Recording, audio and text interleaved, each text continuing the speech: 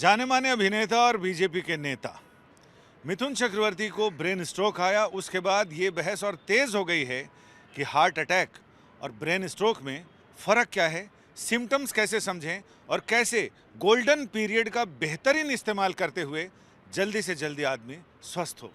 हम बात कर रहे हैं जाने माने न्यूरो फिजिशियन हमारे साथ हैं डॉक्टर विपुल गुप्ता जी। डॉक्टर साहब, ये बहस हमारे जैसे लेमैन लोग, लाखों करोड़ों लोग हैं जिनको ये नहीं पता कि अगर एंग्जाइटी हो रही है या बीपी बढ़ गया है तो अचानक वो सीधा हार्ट के डॉक्टर के पास पहुंचते हैं और वहां जाके पता चलता नहीं मामला तो हार्ट का नहीं दिमाग का है। वो लोग दिल से सोचने लगते हैं लेकिन बात दिमाग की होती है। तो उसमें कैसे लोग पता करें कि ये हार्ट अटैक आया है या ब्रेन स्ट्रोक आया है?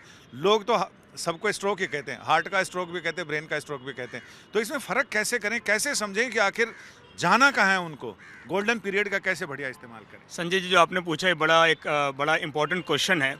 और ये पब्लिक हमारी कम्युनिटी में बहुत कन्फ्यूजन है between heart attack and brain stroke. कई लोग स्ट्रोक को हार्ट अटैक ही समझते हैं।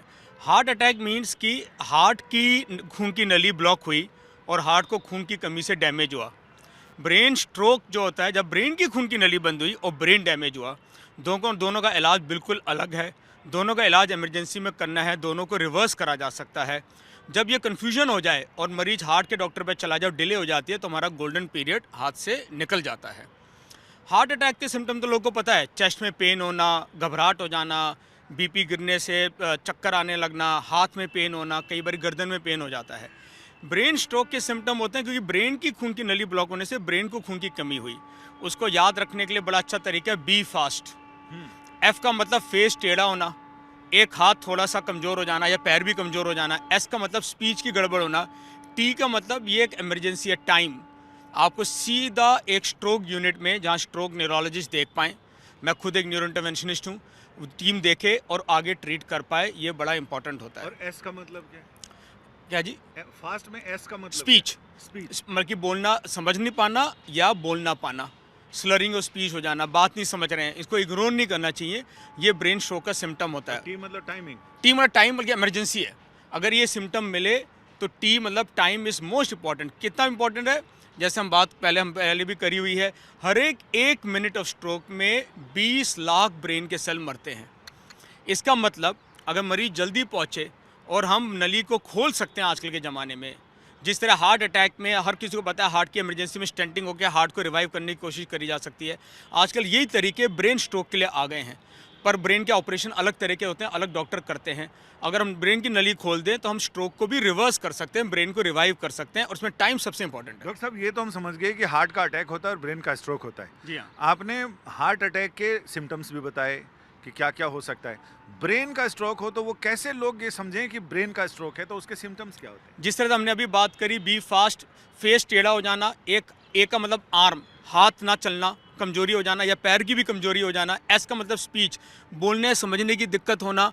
तो टी मतलब इमरजेंसी है। उसके अलावा कभी कभी बहुत ज़्यादा चक्कर आना और कोऑर्डिनेशन ख़राब हो जाना, या सिर में ऐसा दर्द हुआ कि 1 सेकंड में सिर फटने लगा। एक तो दर्द होता है 1-2 घंटे में बड़ा, तो वो ब्लीडिंग की निशानी हो सकती है। ये सारे सिम्टम्स स्ट्रोक के हो सकते हैं और इनको इग्नोर करे बिना stroke centre, modern treatment method, जो सबसे इंपॉर्टेंट है, जानकारी होनी चाहिए जिससे हम स्ट्रोक को रिवर्स कर सकते हैं, उस जगह जाना चाहिए जहाँ स्ट्रोक को रिवर्स कर सकें। एक चीज़ और कि जो हार्ट अटैक अगर अचानक आए तो उसके लिए हार्ट के मरीजों को डॉक्टर कहते हैं कि सॉर्बिट्रेट अपने पास रखो, जीभ के नीचे रख लो तुरंत।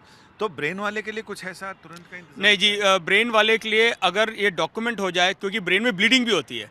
एक एस्पिरिन की टैबलेट कई बार लोग ले लेते हैं, पर प्रॉब्लम ये ब्रेन में ब्लीडिंग भी हो सकती है, जिसमें एस्पिरिन नहीं देनी चाहिए। बेस्ट तो है कि सॉर्बिट्रेट ब्रेन स्ट्रोक में काम नहीं करती है जी। हार्ट का फंक्शन, हार्ट एक मसल है, वो नलियों को खोल के सप्लाई दे देती है, पर ब्रेन में ये काम नहीं करता है। ब्रेन में 2 इमरजेंसी ट्रीटमेंट काम करते हैं जी। एक तो होता है इंट्रावीनस थ्रोम्बोलिसिस। थ्रोम्बोलिसिस ड्रग होते हैं जो जमे हुए क्लॉट को घोल देते हैं, बहुत स्ट्रॉन्ग ड्रग होते हैं, वो 4.5 घंटे तक हम दे सकते हैं। एक बार सीटी करके देखा ब्लीडिंग नहीं है, ज़्यादा ब्रेन डैमेज नहीं है, तो वो इंजेक्शन दे दिया जाता है थ्रोम्बोलिसिस ड्रग का 4.5 घंटे तक। पर वो थ्रोम्बोलिटिक ड्रग छोटे क्लॉट में काम करता है। जब बड़ी नली बंद हो तो हम एक प्रोसीजर करते हैं मैकेनिकल थ्रोम्बेक्टमी, एमटी कहिए शॉर्ट में। जिस तरह हार्ट के डॉक्टर पैर की नली, हाथ की नली से जाते हैं हार्ट में नली खोलने के लिए, हम ब्रेन में जाते हैं। पर ब्रेन में स्टेंटिंग नहीं करनी होती, एक क्लॉट बस जमा होता है। तो एक ऐसे डिवाइस है हमारे पास जो क्लॉट को फंसा के हम बाहर निकाल लेते हैं हम लोग। उसको कहते हैं मैकेनिकली थ्रोम्बस, मतलब क्लॉट को एक्टमी बाहर निकाल देना बॉडी के। हम ब्रेन की नली को खोल के स्ट्रोक को रिवर्स कर पाते हैं।